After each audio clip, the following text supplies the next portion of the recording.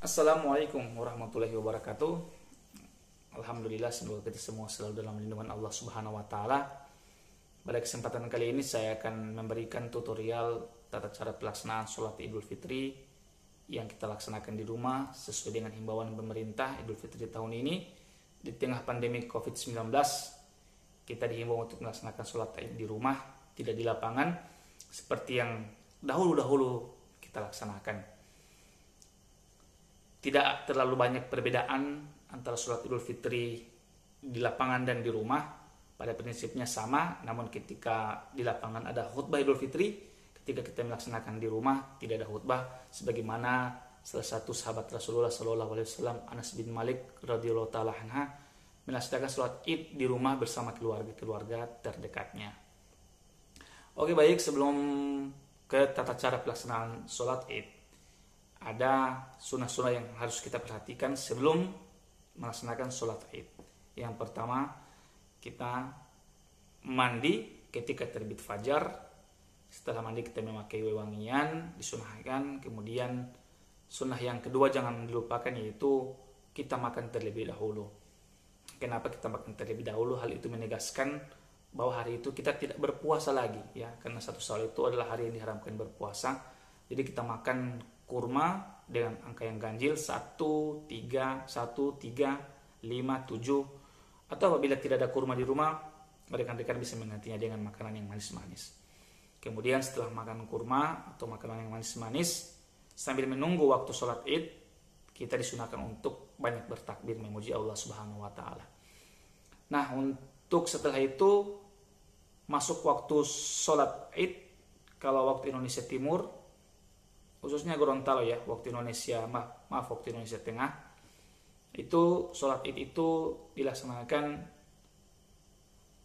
15 menit sebelum jam 7 atau jam 7 kurang 15. Pada saat sudah masuk sholat Id, yang pertama kita berniat, ya, niatnya cukup dalam hati saja. Kita berniat untuk melaksanakan sholat Id. Kemudian di sholat Idul Fitri ini ada 2 rakaat. Rakaat pertama kita bertakbir sebanyak 7 kali. Kemudian rakaat kedua kita bertakbir 5 kali. Ya, jadi setelah niat kita melaksanakan takbiratul ihram, ya. Allahu Akbar. Kemudian kita membaca doa istiftah. Kemudian kita lepaskan. Kemudian kita bertakbir.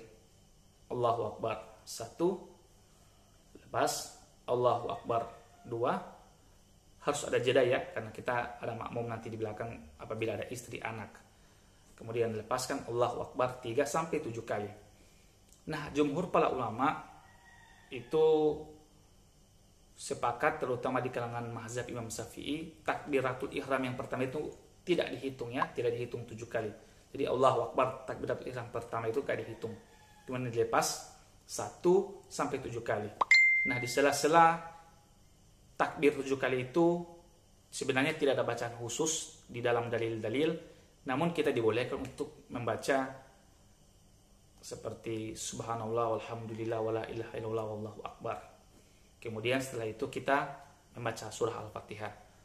Setelah surat Al-Fatihah kita membaca ayat pendek, dan ayat yang disunahkan sebenarnya adalah ayat Sabbihisma rabbikal a'la.